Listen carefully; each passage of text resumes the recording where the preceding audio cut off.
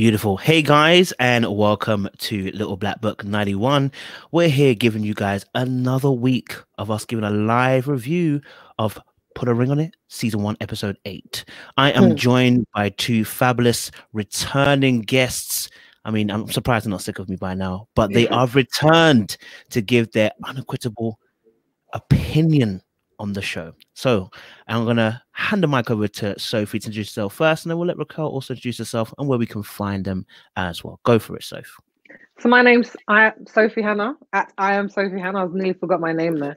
And that's my handle for everything. So you can find me on YouTube. I'm creating content. So I do film reviews, I do interviews with ethnic minority women, and I also am part of a woman's show that comes out every week called Ethnically Speaking. So it's kind of like The View, kind of like The Real, but a British UK version. So make sure you check that out. You go over, subscribe, follow me on Instagram, everything at I am Sophie Hannah.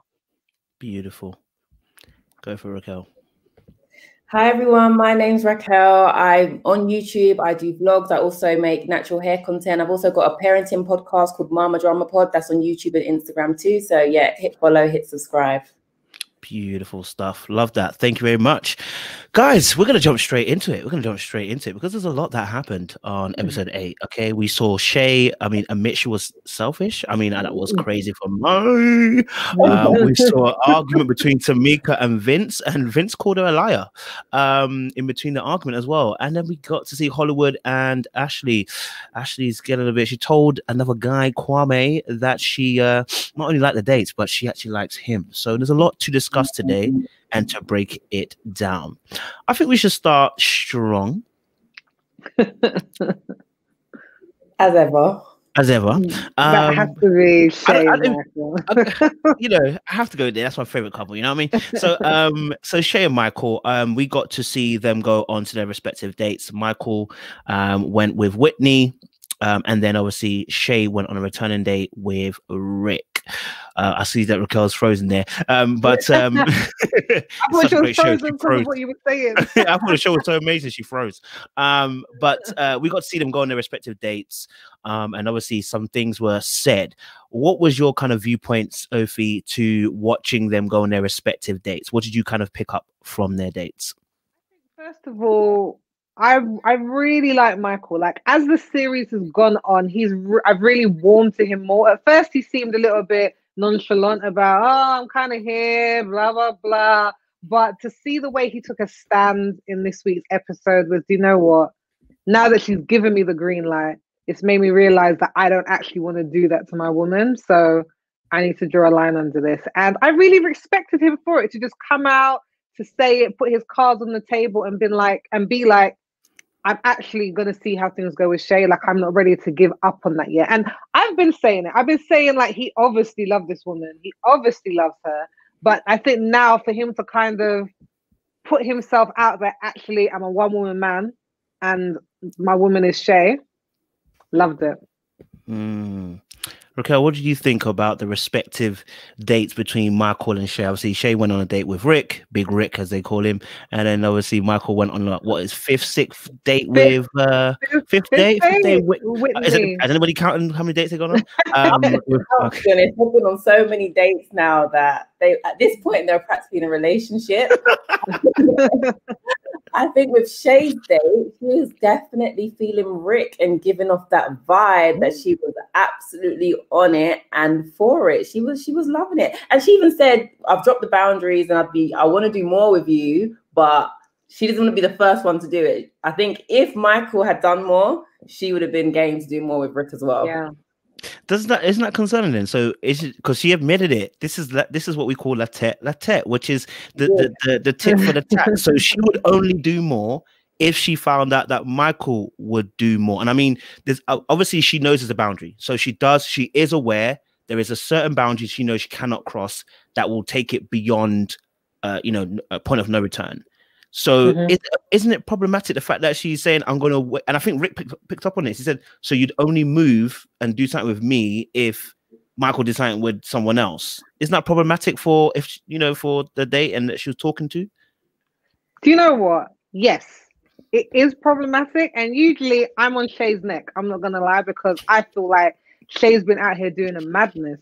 But I have to say, Shay seemed to come to a lot of realizations this week. Like she seemed to actually start to think about the things that she was saying. And look, you're not happy with me, I can see that, Kojo. But she started to think about things a little bit more. So even when she was talking to Rick and was like, I have to be honest, me and Michael are very competitive and we always like to kind of one up on each other.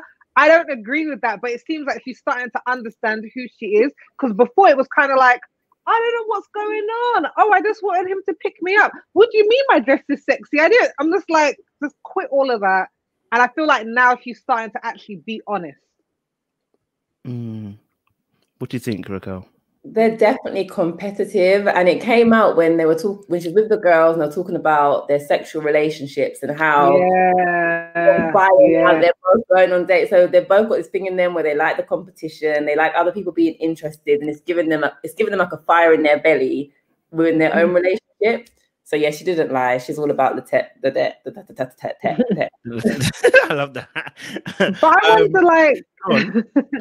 I wonder, now that Michael has said he's going to stick with Shay, and I think Shay, off the back of that, you don't believe it, Kojo?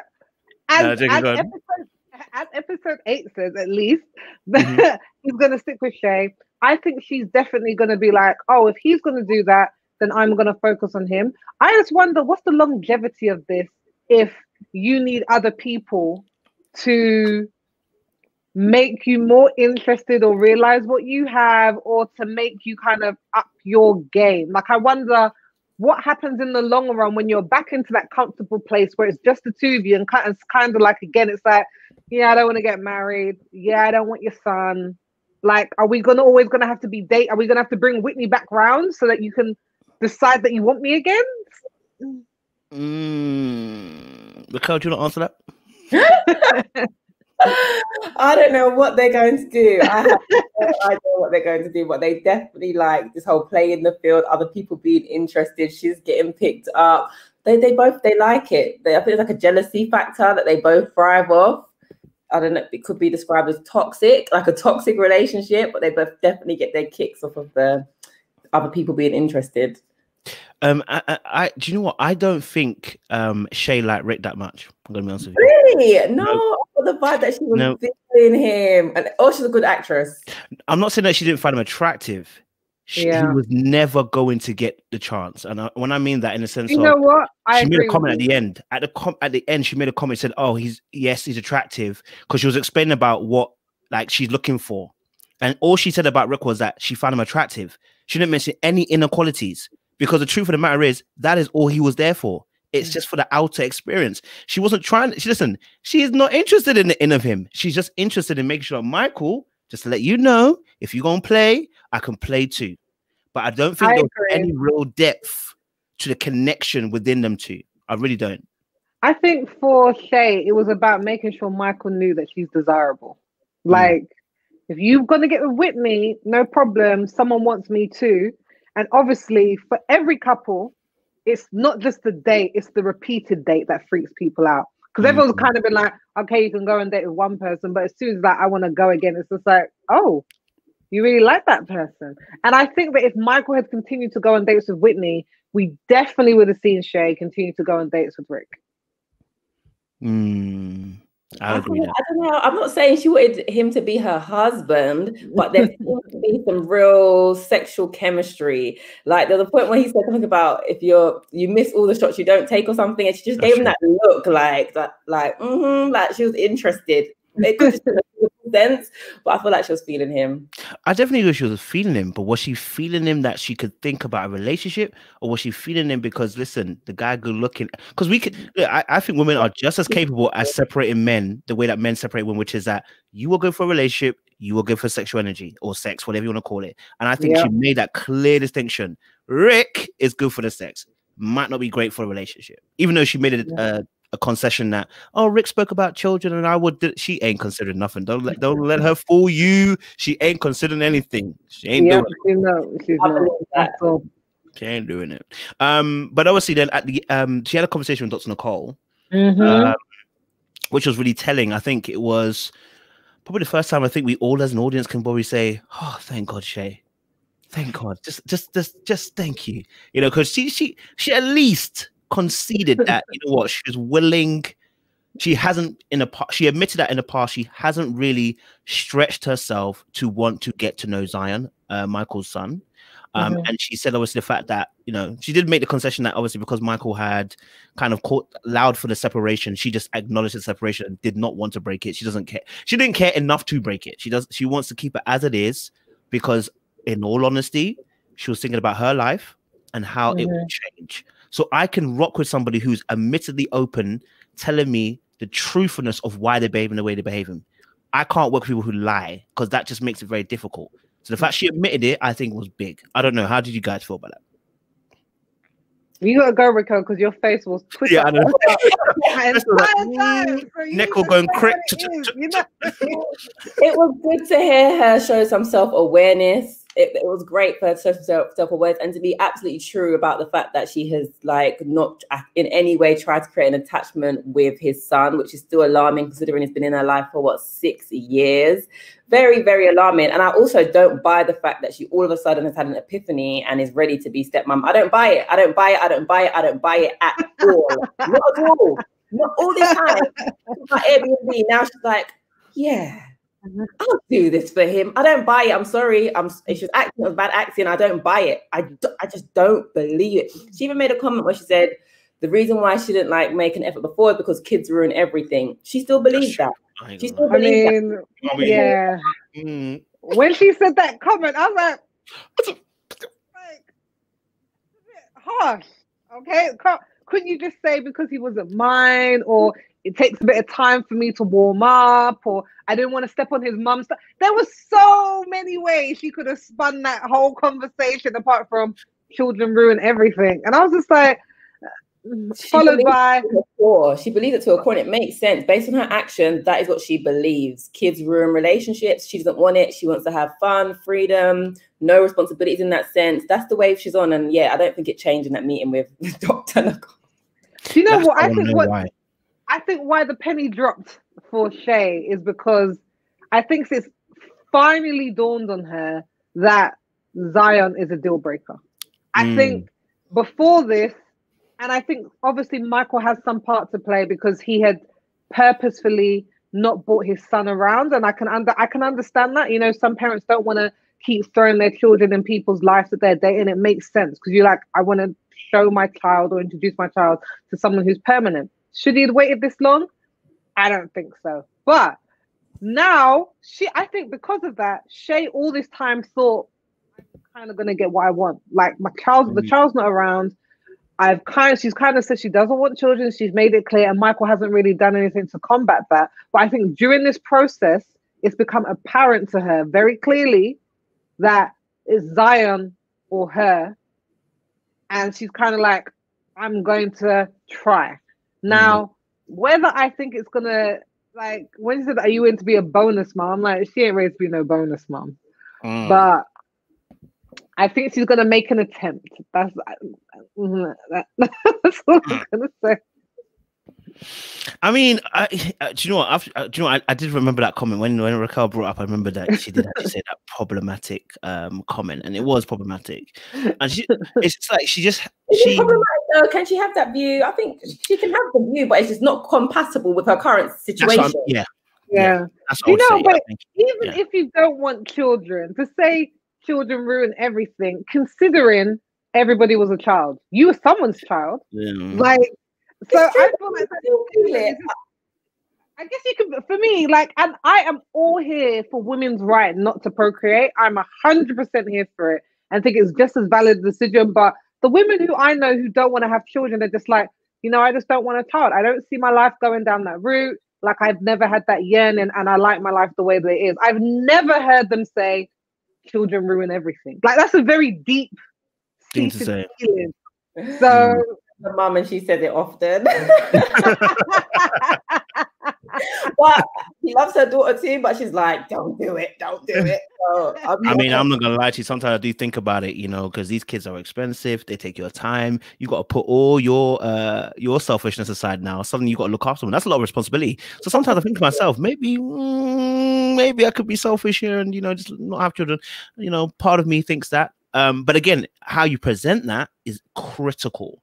And I think how you present it also dictates where your heart is. So this is why I said there is a deeper rooted issue here, because for someone to present it as kids ruin everything, it's like it's almost like something has happened to you and done something to you that now when you're saying it, it's coming from a place of hurt, which is why I'm like, that's why I couldn't see it as, oh, she just doesn't want to have children. No, not you don't say it like that. If you don't want to have kids, just be like, listen, I'm not gonna lie to you. I love my life. I love the way it is. I love the way it's going. I don't, kids, I know what responsibility they bring and everything like that. And I know some people want to have it, but it's not for me. Right? You present it in a certain way because you don't have a hurt towards them. But when you present it in the way that she presented it, it sounded like something is deep rooted and seated in you that when you think about kids, you're like, no. Yeah, something's happened. So something's happened. And that's probably where, I don't know if Dr. Nicole's going to be on the next few episodes or whatever. We need her to be on job. Okay? Okay, yeah. I don't know, man. Dr. Nicole looked like she accepted it and like she's kind of like Shay's heels. And I just feel, yeah, she was a little too accepting, Dr. Nicole. And like when Shay admitted that, oh, and I think I'm quite a selfish person, she was like, I'm glad you've joined us finally at the session because you were the only person missing from that conversation. Like, we done knew it. Everybody there knew it. Yeah, so that's what I'm saying. I got time for Shay this week because I feel like there was a lot of things she seems to be revealing about herself and understanding about herself. But whether they're gonna real change, we have yet to see. Oh, someone put a really good comment here actually as well, which I think is good. She said, I wonder if the kid issue was what broke her up with her last boyfriend. So, the person that she got with before Michael, in between, whatever, maybe that could have been an issue that could have been and said, we don't know. We'll have to interview her and find out if we get a chance. We don't know. But, yeah, I mean, and I do hear what you're saying. I think I saw glimmers of hope. Because I saw her becoming somewhat self-aware. And I think that is the first step to the road of healing, the first step to the road of change. Because look at me like that is the first road, I think, personally, to somebody growing. Because before that, she was literally on the scale of self-awareness 0. I know. And I rarely said to anybody, she really was not aware. Like for instance, take the example of the conversation with Rick. Oh, you picked me up and he didn't like it. Yeah, and Rick was like, yeah, I can see why he wouldn't like it. Oh, I didn't think you'd have a problem with it. How could you not think you'd have a problem with it? Right?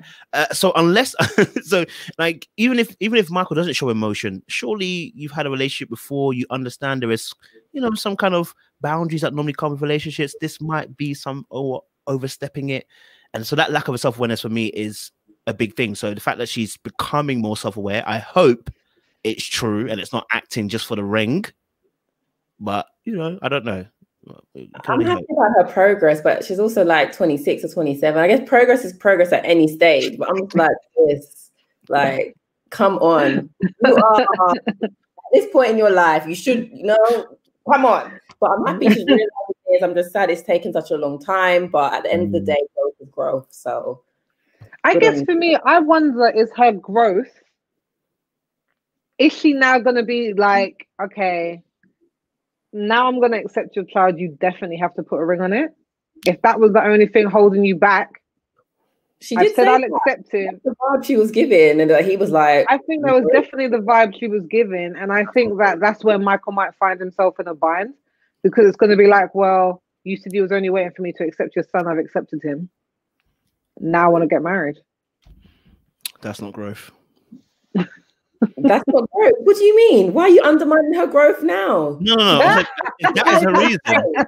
No, that is a reason. Sis, I'm trying to big her up. I'm trying to pull her from the depths. But if that is the reason, okay, that's not I growth. think it's part that's of manipulation. it. I think it's part, because when she's just like, oh, I know it's a deal breaker, basically we're not going to be together if I don't do this. So fine, I'll do it. But I think a child is too big a deal breaker. Do you know what I mean? It's like, it's not like my deal breaker is that he'll never, I don't know, kiss another woman. And if he does, you might be like, never, but you might be like, but literally his child being a deal breaker. If you get married, you're like, thought about it, actually still don't like Zion. So I'm just not going to be here for him. And, more than happy for him to visit, but he can't live here. Like, where do we go from there? There was a clip. I don't know if it was like flashing forward to next week, but she was giving like that kind of ultimatum, and I'm sure Mike was like, "Marriage what? Marriage no." Like after all that, he was just like, "Huh? I'm still not ready." So because he's gonna need some consistency. That's what it's gonna need. Yeah, because you can't, because the change, like you said, Raquel, the change, and you said it as well. So the change just can't be so instantaneous, right? Because you've literally shifted a whole from North Pole, you've gone to South. So I need to see some consistency to make sure that you're not going to shift right back again once you've got what you wanted. And I think that's the major thing about relationships, which is that sometimes people's concession or conceding of ground isn't necessarily to concede the ground to be compromising. It's actually with a manipulative mindset, which is once I concede, you come over, I'm going to do a double back, go back around you, and we're going to be back in the same place again. So that's going to be the important part for Mike to really assess. Is she being fully genuine when she's saying she's open to Zion coming over to stay? And what does he, and another thing is actually, it's part on Michael's side as well. What are your expectations of now Shay? Are you expecting her to play mum? Are you expecting her to play, Auntie Shay? Like, how close is she going to have to get to Zion so that she also knows where she can stand? Because it's going to be a journey for her too. You know what I mean? So this whole go and get married, like 2 months, if we're going to get married 2 months later, I don't think that's going to be enough time for you to really assess whether she's really changed towards your son living with you. And actually your son, forget this living with him, your actual son, like the living part is an added part. She don't feel no way towards him. And she said he doesn't feel no way towards her. That's what she felt. Yeah, but I'm just glad she picked up on herself when she was like, I don't think he cares about me, but she was like, but it really is my job, like I shouldn't. I'm just like, I'm glad you caught yourself, because he's a child, so he's gonna enter secondary school in America, and you've known him for 6 years. The expectation is not on him to make it easier for you to be in this relationship. You, like, literally is your job as an adult and someone who's in love with his father. So I really hope that they can find a way forward, but I think 6 years of non-interaction is going to make it very difficult. Yeah, it's a very long time. He's now to what, 12? She done missed out a whole lot. Listen, that boy is now matured. He ain't gonna hear nothing from her.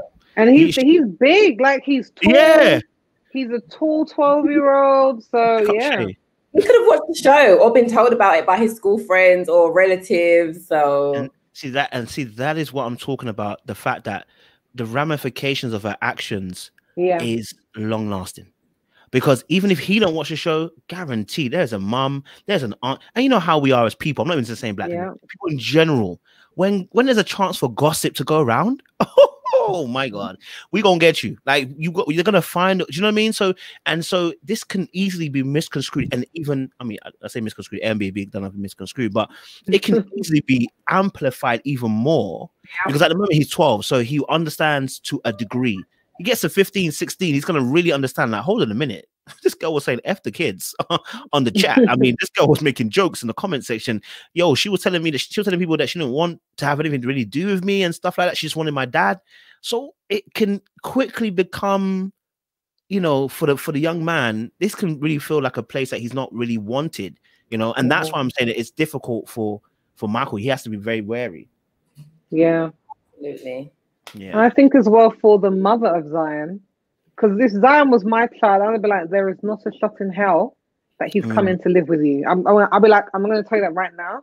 She's made it very clear on national television that she has no interest in my son, that he's basically an inconvenience. And now you want me to say that you want her to be one of the primary caregivers for years. I'd be out. I'd be like, no, I'm not doing that to my child. Is there a solution? Is there a way to make this work? Is there a way to make this work?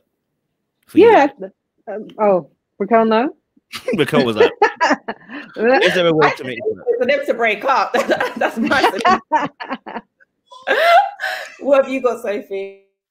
For me, I'm going to give Shay the benefit of the doubt because of growth this week, because seedlings we've seen of growth. I'm saying it ain't no tree yet. It's still the seed. But I want to give her the time to kind of explore this and see if she is actually going to do what she said she's going to do, and if she loves Michael enough to do it. Okay.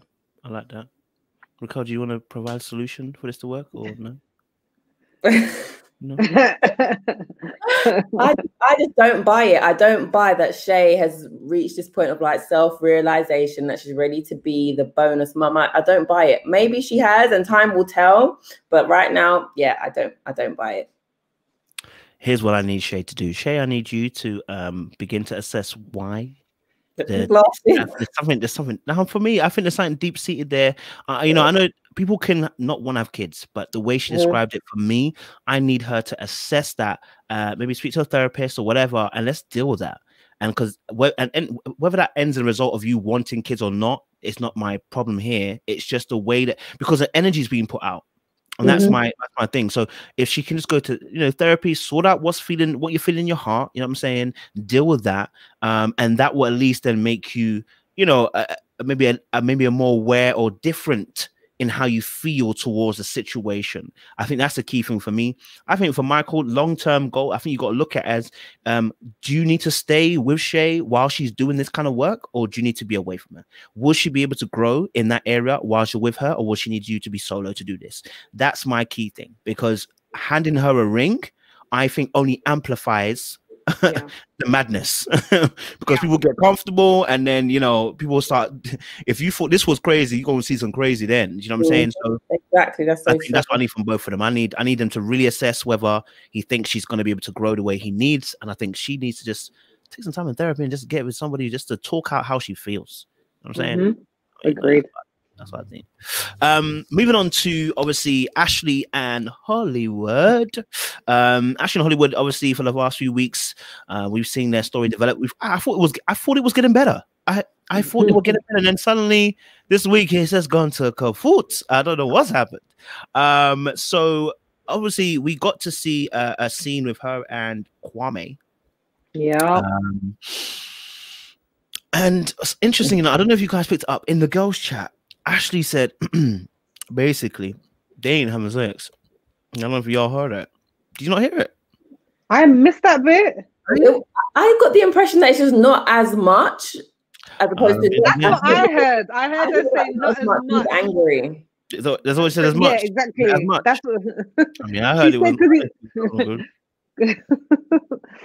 Look, I heard her say that as well, because Shay was like, he wants to have it with me before the day, after the day, what's that, all this. And she was just like, well, we're not having it because he gets so angry about the day, it's just not happening. Oh, so yeah, maybe. Okay. Maybe, okay. Wow. So obviously, how do you guys feel about obviously Ashley? Obviously, I mean, she's now on is it a third date now? She's with Kwame as well. I think it's third date. Day, she made some comments at the very end when she was talking about Kwame. I don't know. I think she did this on purpose. She might not admit, but I think there was a lot of emphasis when she was describing. So how did it go with Kwame? She was like, it was a good day, and she's like, he's a perfect gentleman. She really emphasized on the words, the pre-words before she, what I'm saying? But it may just be me. But it seemed like she really was enjoying the time with Kwame. Why do you think Ashley is really enjoying her time with Kwame and seemingly still having problems with Hollywood? I do think she's out to get a bit of revenge.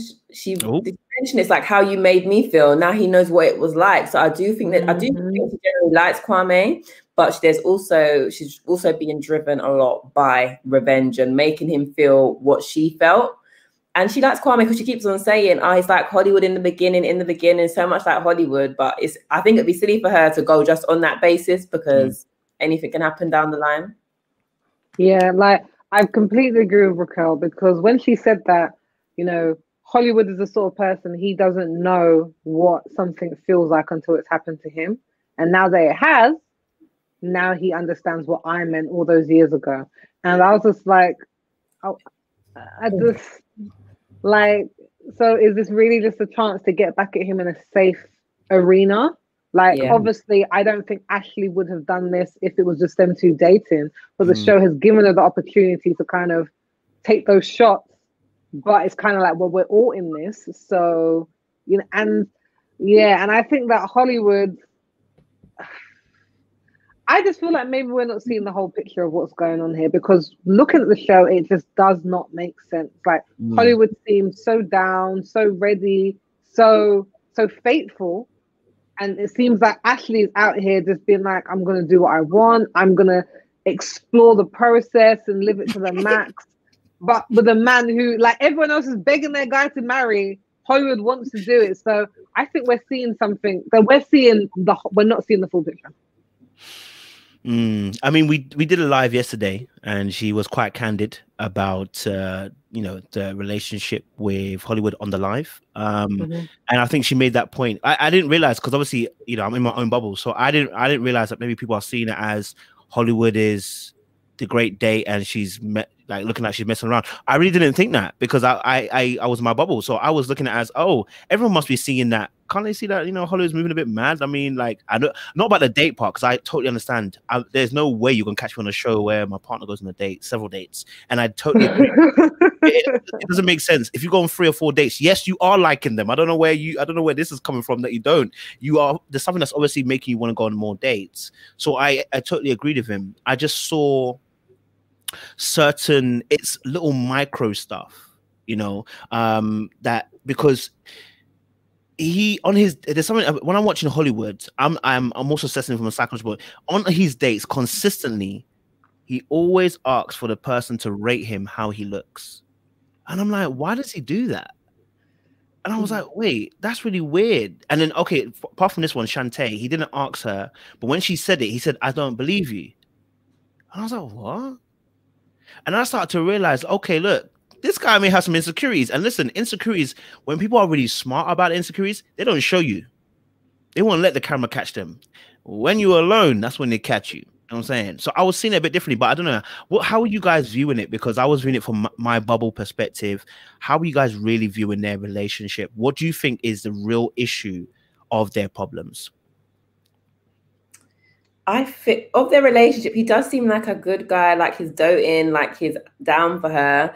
I do agree that he's got some issue with abandonment or fear of rejection, and that's why he's behaving the way he is. And maybe because he had an issue with his mum and his dad, that's why he constantly is seeking approval from these people. Like, what do you think of me? What do you think? And he's so into his appearance. It's very prim, proper, gym. It really ties into the narrative. And in terms of their relationship, I just feel like the hurt is there. It's still very raw, and it's playing a huge part in what we're seeing today. So he's made his mistakes or his decisions, and Ashley just has not completely forgiven him for it. Yeah. And I think as well, Koji, I definitely agree with you in terms of him having some self-esteem issues. Because in terms of, for me, when I see Hollywood, I see like old school R&B. Like he reminds me of like that genuine phase. As Yet, he looks like some of the people using the As Yet music video, H-Town. Like he has that look of like when it was just kind of like the gel waves, and you're like, have they got Indian in them? Their hair is so straight, but it's got like all of that going on. So the fact that he even doubts his looks, because that look was very in, and I'm sure some women are still into that whole light skin pretty boy look. That's the look that he has. So the fact that he's asking women on dates like, oh, how do you rate me? Oh, you really think I'm good looking? Blah blah blah. Like, unless he's one of those guys who is just like really gross. That's all I can think of. Who's like asking for compliments and it's not attractive. But it seems like he genuinely needs that booster. So I think there is definitely something there to be explored. Or the fact that, well, if it wasn't Ashley, then I'm just going to be having sex with bare girls and just living that life. I was just kind of like, and I felt sorry for that girl, because it was honestly, I felt bad for her, because he literally drew the compliment out of her just to shut her down and just been like, yeah, there's no future. I'm just going to have sex. And if you're cool with that, I was just like, so why are you begging her for a compliment? I'm like, what are you begging her for? Like, so I think that whole rejection thing is going on there. And I think for Ashley,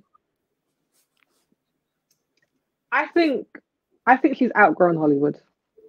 Yes. I think she's outgrown her. I think it's taken me all these episodes to be like, she's outgrown him. I think she's a little bit more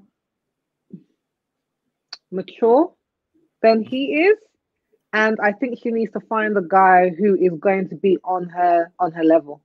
And I don't think that that's Hollywood. I think maybe 9 years ago, but now, yeah, she's over it. That is interesting. Do you know what? And you know, it's a good point you picked up there. You did say about, because I didn't even think about it. Now you said it about the sexual jokes. I think on 3 or 4 dates, out of the 4 dates, he's made a play towards a sexual joke. The very first date he had, he made one. He made one with the Jenga girl. He made one also with this girl here, so Shantae. I think the only one he didn't do it with was the girl that Big Booty Judy. He didn't do it with her. That's because she was questioning him. But you know, we didn't. You know, there seems to be a running theme for Hollywood. The way he is searching for. Maybe he's searching for that kind of energy that will make him feel safe and wanted and desired. Because at the moment, obviously, Ashley doing what she's doing by dating outside. I mean, this is the process, yes, but her dating other guys is triggering him. And I'm not saying that no one will be triggered. It's the way it's triggering him and causing a certain reaction. And I think I said to Ashley on her first date, the very first date she went on, when she came back to tell him about, hey, I went on a date, his reaction was hype. And it was like the way he was shutting her down. I said, whoa, if that's the case, like as much as guys can get jealous, that whole shut down the person, yeah, that shows me there's no emotional safe space there. This person's going to suffer, because that means whenever something happens to me, it's almost a Vincent Tamika situation where Vincent's saying, listen, I can't tell Tamika nothing, because if I tell Tamika, if I went to a photocopier and there's a girl there, I couldn't tell Tamika. It's naturally inquisitive, okay? She's just curious. She's curious. Yeah, she's a curious person. She doesn't get out that curiosity. There's no way. I got a picture of a camera and she was on it. So you know, so I do understand that. So I'm hearing both of you though, because I think, I mean, to be honest, like again, I do understand Hollywood's point of view here. He is looking to get married now, right? He's serious now. It's after 7 years, but he's now serious to get married. It's just been 7 years. And so I think the question we're asking here is, should Ashley stay then? Because it has been 7, well, it's been 9, but it's actually 7 years he made you wait. You took another 2 years to get yourself ready, and you're not sure if you're ready now. Yeah. Should she stay? Or to be honest, I don't know if he's just, I don't know if I agree that he's ready to get married per se. I feel like Ashley, he's ready to get married because of where he'd got to with her before, and because of what he'd done to her. It's like the next step. It's what he needs to do to maintain his relationship with her. But because about how he's speaking about like sowing his wild oats and letting loose, it makes me question whether he's ready for that husband phase of his life altogether. I feel like it's circumstantial. He's doing it because of Ashley. He's not doing it because in his life he's ready to be someone's husband, because he's ready to wild out. If she goes, he's literally ready to just live his best life, doing what he wants with whoever and as many as he can. Yeah. I think for me with Hollywood, I think there is something in that. Like, I think he obviously loves and adores Ashley. Yeah. I think it's very much like, she's the woman for me. And if it's not her, in his mind, he's like, there is no one else. But I think that the way that Ashley has taken to the process so freely, like you have Shay and Michael arguing about like the boundaries, and next you know she's got like Kwame's arms wrapped around her neck, and she's all up in it, and I'm just like, they're walking down the street, she's in his armpit. I'm just like, okay, like this all seems like I would feel very uncomfortable to be on that show and see my boyfriend doing that, because I'm like, let's keep it kosher. So she's taken this process to heart, and I think she's genuinely trying to see what's out there. She seems to have genuinely made a connection. But I think what Hollywood's also said was very true, and Vince said it later on. These guys are giving you a couple of dates of being the perfect gentleman and taking out your chair and listening to you. Like, she forgot what he was saying. He was like, you were talking about. And as a woman, you're like, man, he's really listening. Yeah, I can't get my guy to listen. But do you know what I mean? That's what's going to be running in their heads. But as Hollywood said, I've been with her 9 years and I'm still doing that. And I feel like you're not going to know until the rubber hits the road. Like, it's very difficult to see after 4 dates whether it's worth trading in this person that you've been with for 9 years. So I would also step very lightly into thinking that any of the people that they're on dates with are going to be better than who they're with. That's a good point. That's a very good point. I rock with that. I do rock with that. But maybe she just needs to be alone then. You know, she doesn't have to get with Kwame. Maybe she needs to be alone. But it is difficult. You know, she looks good for 39. I didn't know she was 39. But you know, that can you know, that can make you feel a certain type of way. You know, coming to 40, you know, you are thinking, is there going to be a gentleman? And listen, let's not lie. Hollywood is a good-looking bloke. His energy is just beautiful. I mean, he's got good energy, you know what I'm saying? Like, and the way, I think, as she was describing, the way he shows love, he's an acts of service kind of person, the way she was describing it, he's an acts of service person. And when you got someone that is willing to do stuff for you, I just think, you know, it can make you feel a way that you might not meet someone who can fulfill all those things. Although I know Kwame is there and everything like that, but it's 9 years that you've been in a relationship with Hollywood. And like you said, I'm sure she's thinking it's a date. I don't know how he is really. Can I really take that risk? You know what I mean? Yeah, so, like I had a friend who got married when she was like 19, 20, young. And I remember I sat down to her, and this was like maybe 10 years after she got married. And I said to her, how did you know? I was like, how did you know so young? And she was just like, she wasn't willing to risk that there was going to be someone else that was going to treat her better. Because she was like, you know, people would say, oh, don't settle down, it's too young, there'll be someone else. And she was like, I wasn't willing to risk that. I knew this was a good person, and I was just like, I'm going to take my chance here. And I think that's always the danger with thinking that the grass is greener. Yeah, and I think it's like, and I'm not saying that, I want to be clear, I'm not saying that if you're getting ill-treated and you're dealing with some form of like emotional abuse or mental abuse, or like they're acting wild or they're disappearing for 3 days at a time and you don't know where they are. I'm not talking about that. Because, you know, that's what people say, yeah, I'm going to stick with him no matter what. No, that's not what I'm saying. What I'm saying is you can be in a good position in your head. You're like, is there better out there? Like, I've met someone and they seem to have a bit, and you really have to weigh that decision very carefully, because if someone said like the grass is greener where you water it, like if you're going to put in the time and effort, you're going to get the sort of relationship that you want if they're already a decent person. Like, you can't make a pile of crap anything different than a pile of crap. I just want to be very clear with that. She must be very clear with that, guys. Very clear. Yeah. Don't go and quote her. Okay. I rock at that. I rock at that as well. And obviously our final couple we're going to talk about. We're going to talk about Vincent. They need to break up. I'm sorry. Oh, wow. Oh, that was a visceral reaction. Why? Talk to us. Why do you feel that way straight away? Vince and what's her name again? Tamika. Vince and Tamika. Sorry. Vince and Tamika. They need to end this. There is no path forward for this relationship. I think we're fooling ourselves here. If there's anybody who cannot make this work, it is those two. And it's because Tamika is never going to get past what Vince did or did not do.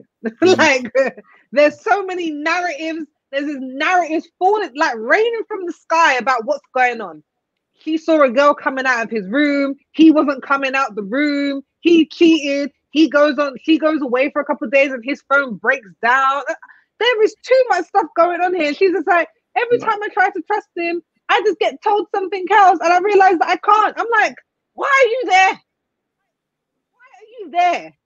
Every time you begin to trust him, something else comes out the woodwork. Why are we holding on to this for?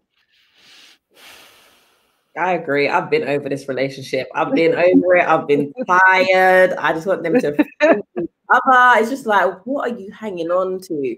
What are you fighting for? It's not to say we've seen highlights and we're like, well, this is really good about them, or that's really good, so it's worth fighting for. I haven't seen anything worth fighting for. I don't know whether it's really good in the beginning and that's what they're holding on to and hoping it'll go back to that. All we see is drama and they can't even communicate. And she's just like, he lied the other day and he lied the month before and it weren't just last year. He just lied. And he's like, no, I didn't. It's just ridiculous. It's repetitive. She's not happy. She's had enough. And the new guy makes her giggle. He makes her giggle. He seems really nice. So I'm hoping it's going to open her eyes to the fact that the grass could be greener for her. Yeah, I think for her, she needs to take that risk on the date because look, that might sound like a 180, but my thing is she cannot trust Vince. There is no world seeing where she is going to trust him. Therefore, my thing is, if the trust is gone, like I honestly don't understand where there is to go from here. And she always wants to come at him. The moment she can't trust him, it's like she reels off the shopping list. She brings out the receipts of his entire past. Exactly. Let me because of this. And she was like 2 years ago when he did this, and when I'm just like, girl, you need to have a fresh slate. You need to be with someone who hasn't given you, like she said, this new guy hasn't given me anything not to trust him about. Therefore, I feel like blah, blah, blah. Now, I think part of that is a lie because I think she would also be on his neck as well if he started talking about women just because of the experience she's had with Vince. I do. But I think she needs the clean slate. And I think Vince obviously loves her, cares about her. He needs to stop putting himself through this because it's not going to get any better. So Vince obviously was on here the live. He actually said they got back together 2 weeks before going on the actual show. So this, yeah. Okay, Kojo. What's the criteria? How long were they broken up for? I don't know. I think he said like a few weeks. It wasn't long. I said it was a few weeks, whatever. But so they got back together 2 weeks before the show kicked off again. So that's probably why the things are still fresh, because when you got back together, maybe you didn't have enough time to really discuss. And like I said, set your stall out for whether this is something you want to continue with.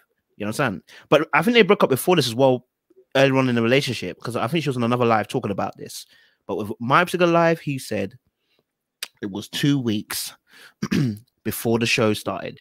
They got back together again. So, you know, that's probably why there's still that freshness for, you know, Missy. You know, because really and truly, maybe they rushed getting back together again, and then you throw yourself on the show, and she's probably utilizing the show now as a way to really maybe bring out all the issues that maybe she hasn't been able to really talk to him about. Because we saw that she shut down before.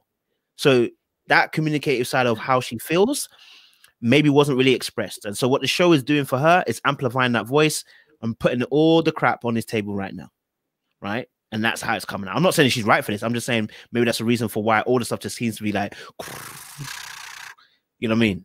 Yeah. And this whole discrepancy about, I said this, how many times can it be a discrepancy before, you know, you say there's no smoke without some fire? No, we don't anyway, do we? We don't believe him. We don't know. You know what? I just felt part of me did believe Vince's episode. I'm not gonna lie to you guys. Like, you know, you know when he was just like, that's a lie, you never saw that. And she was like, you did. I just, you know what? I don't know who to believe. They just both seem so clear on what they're both saying. It just doesn't make any sense to me why both people are equally convinced that it happened and it didn't happen. And I think those two just show that struggle love is, let's not take that into 2021, people. Let's leave struggle love in this difficult year of 2020, because if you like, you know, people glamorize struggle love. You know what I mean? You see all these celebrities backing and forthing. Oh, look, they can't let each other go because they're so drawn. Nah, Tamika and Vince, the realness of that. Like, it's issues, it's breakup to make up. No one's like, you know, you're holding on to the good times, but you can't let go of the bad times. It tires my spirit, man. Yes, and you're right. So the situation with them two, the one that they were arguing at the very end was a situation with he had a female flatmate whose friend had come over to stay due to them going out or whatever. And what's I think interesting is the words that people use when they're describing something. So when he was describing what Tamika had done, he described her as she snuck in. Now, yeah, he said she broke. Didn't he say like she broke into the house? So like, snuck in, something like that. So it sounded like this person is almost like stalked the situation. Do you get what I'm saying? Like, but he lives in an apartments or flats, I'm guessing. So that entrance door, she could have potentially phoned someone else or whatever, pressed a buzzer or whatever, or the door could have been open. We don't know, right? Somehow she got in. And somehow, unfortunately, just the way the world just works, and sometimes life has a funny way of doing it. She was coming out the elevator. She's coming out. I think maybe she was coming the stairs. She didn't take the elevator. She probably took the stairs. Okay, and then she's coming through. And I don't know how the walkway looks, but I'm imagining a long walkway. And he's come to the door of his house.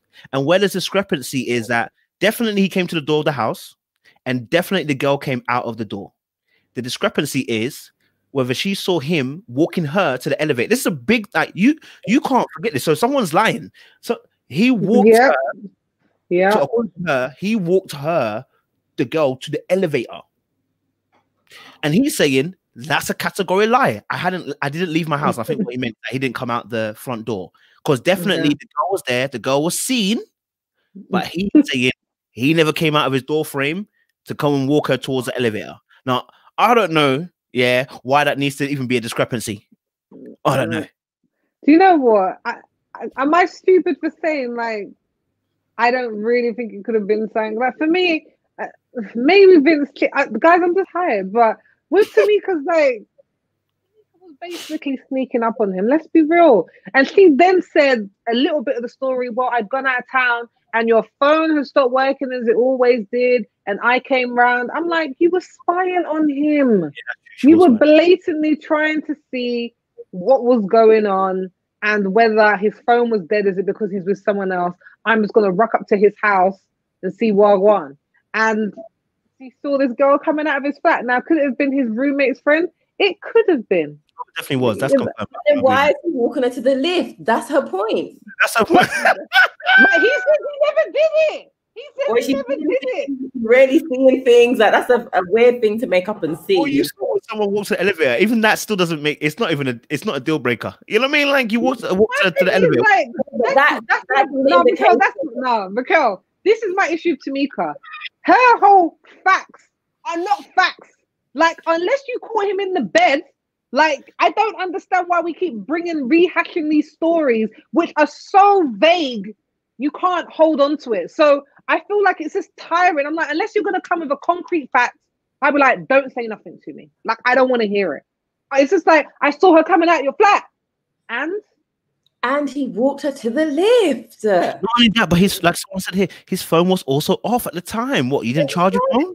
So we know he was in there. We don't know why she was in there. But what like tips the balance in terms of like beyond reasonable doubt is the walk to the lift. It's like walking someone to the car or dropping someone home. We know the woman was in the flat. They could have done what they were doing anyway, or it could have been, I don't know, they're all hanging out as friends. But if she did see him walking out, doing like the gentleman thing to take her to the lift, I don't know, it tips against him as well. Raquel, let's say Vince is lying, yeah? Let's say Vince is lying. Would you stick around if you truly believe that he had just had an affair and he was just sleeping with some girl? Well, we've got my theory on why she's with him in the first place, right? She's hanging up, she's stigmatized. She wants him to be true to her. So she's hanging on, like, just tell me, and we can start again. Like, just tell me. So that's what it is with them two. I'm just saying she can't blame him because she decided to stay in the relationship, and that's what she keeps doing. So I'm so sick of it. Like, if you are sure, like, to be fair, like, I think people should definitely listen to their intuition. And I've definitely dated guys. I'm just like, something came right. And then you ask them about it, and they're like, no. And then later on, you found out, like, I was exactly right. I should listen to my intuition. But I'm like, if you're going to go against your intuition, you can't then be bringing this up at every single moment. Like, I'm so tired of her doing it. I'm so tired. It's made me care for Vince. I feel sorry for Vince. That's the point. I don't feel sorry for Vince. He's a willing participant. I feel sorry for Vince because I'm just like, my brother, I feel it for you. How can you feel sorry for him? He's choosing to remain there and to go through this. So how can you feel sorry for him? Yeah, it's true. I don't know. I mean, obviously, listen, we get to, just to let you guys know, so you guys get the exclusive because you lot are here. tomorrow we're actually interviewing Tamika. So what Woo! question you asked, if you're now sitting in the seat of asking the question, what question do you want to ask Tamika? Because we're seeing all of this. So what question do you want to ask Tamika? I've got 2 questions. One, do you truly believe in your soul that he cheated on you? That'd be number 1. Do you truly believe it, or is it still a suspicion? And number 2, why are you still there? Because the way that you talk about what happened as if it's unforgivable, you call him a player in front of people, you're cussing and swearing him in front of Dr. Nicole, you're talking about how this other guy allows you to trust him in a way that why are you there? Those would be my 2 questions. What you think? I'll be like, what do you see in him? Like, what makes you happy? Because there's no happiness. As far as I can see, there's not happiness, nil, zero, nothing. So why are you still there? Like, what is keeping you? That's a very good questions. And, you know, I think, obviously, I think both of them, their stories are just, Vince's stories are not convincing, and neither hers. About her story. I just feel like the stories feel it's odd because, like I said, I've watched also some of her lives as well that she's done, and when she's explaining the story, it doesn't all fit properly. It's almost like when Vince is telling us a story, it doesn't all fit. It's like there are parts that you're giving me which are absolute truth, and there are parts where you're kind of skipping a part as to why someone's behaving a certain way. And I'm not saying the fact that she stayed is a reason as to why I believe that maybe her story, parts of the story are not true. And I'm not saying that she's saying that. I'm not saying that he hasn't done this. What I'm saying is the fact that something just doesn't sit quite right. The full story, I don't think, has been fully given. For instance, when she, like the last one they talked about where they argued, she didn't tell the full story. Girl, you were stalking him. Let's be very honest. His phone was off, and you snuck into the apartment. Like when I say snuck into the apartment, you got through the door somehow. Whether the door was left open, whether curious because she's naturally inquisitive. Not that again, and that again. See, stuff like that. That's what makes me question it, because she's also not being fully truthful. Be very honest and transparent. You went to the house with suspicions in your mind. You didn't go to his house because you missed him. You went to his house because his phone was off. You were out of town, and you realized, hold on a minute, he ain't answering his phone or whatever you were saying, and then you went there with an intention. If you told me that, then I can go, okay, this person's really being truthful because they're admitting, even when it looks a bit shady, it looks a bit like stalkerish a little bit, they can be honest. But when you tell me, oh, your phone was off and I was out of town, and so what were you doing at his house then? You never give us that. She didn't ring the buzzer. She waited for someone to come in, and she snuck him behind them. Like, I'm going to catch him in the act and bang on his door.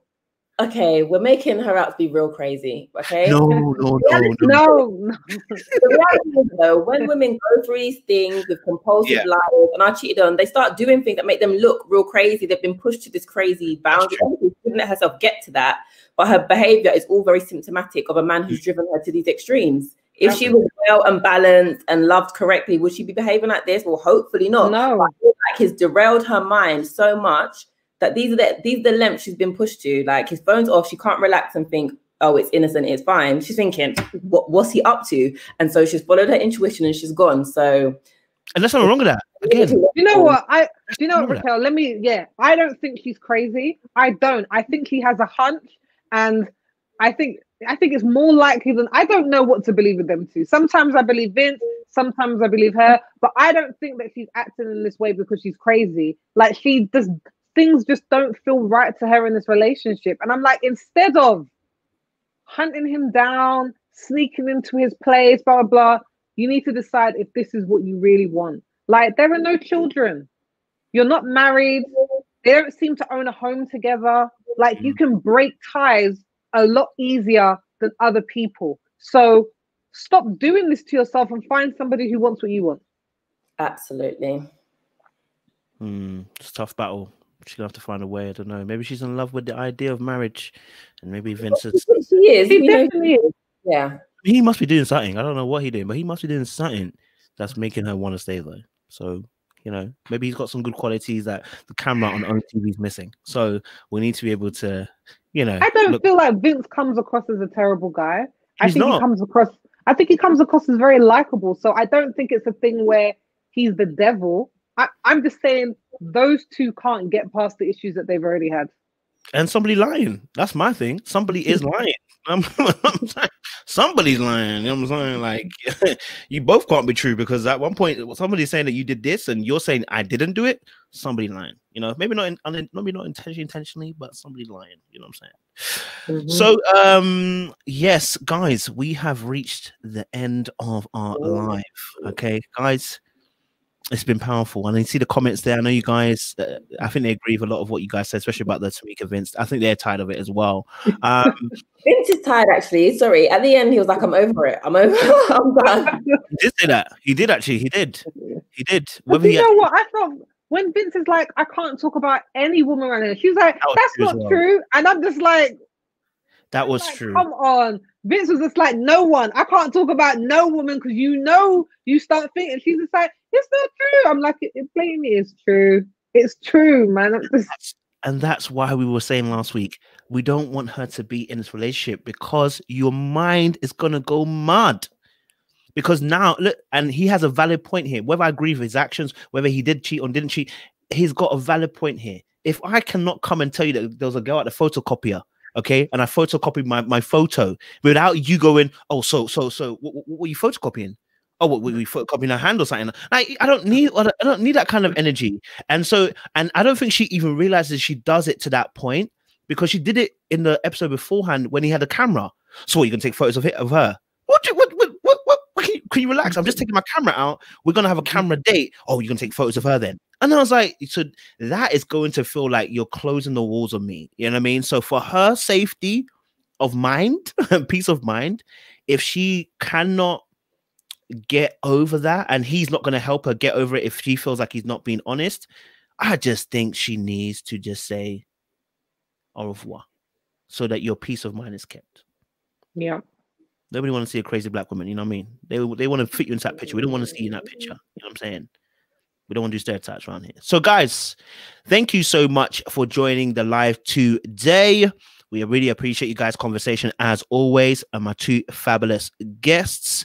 Let me let them, say where you can find them as always, and then we'll end the show from there. Go for it, Soph. So I am Sophie Hannah. I'm a content creator. I'm on a weekly show called Ethnically Speaking. That's on YouTube. So make sure you check that out. It's 4 Black female hosts talking about current affairs and pop culture issues that, most happen in the UK, but around the world. I also do my own content on my channel at I am Sophie Hannah. Film reviews. I also do TV reviews, and I also do interviews with Black women. So check me out on YouTube, Instagram. Go follow, go like. And I'm Raquel. I'm on YouTube as well. Please subscribe to my channel. I do vlogs, and I also do natural hair or healthy hair content. I've also got a podcast called the Mama Drama Pod. We're on YouTube, Spotify, Instagram. So please follow and subscribe to that too. Beautiful stuff. Guys, don't forget, tune in today at midnight, okay? We're going live with Brian from Ready to Love. I know you guys got questions for that, guys. So make sure you tune in then. And don't forget as well, guys, please also join our Patreon, Little Black Book 91. Okay, because we're doing some big stuff. You know what I'm saying? You're gonna get some little goodies. You know what I'm saying? Someone said I owe you a review for this. Girl, please. All right, listen. I appreciate you guys. Stay locked, stay loaded. We are out. Doo-doo.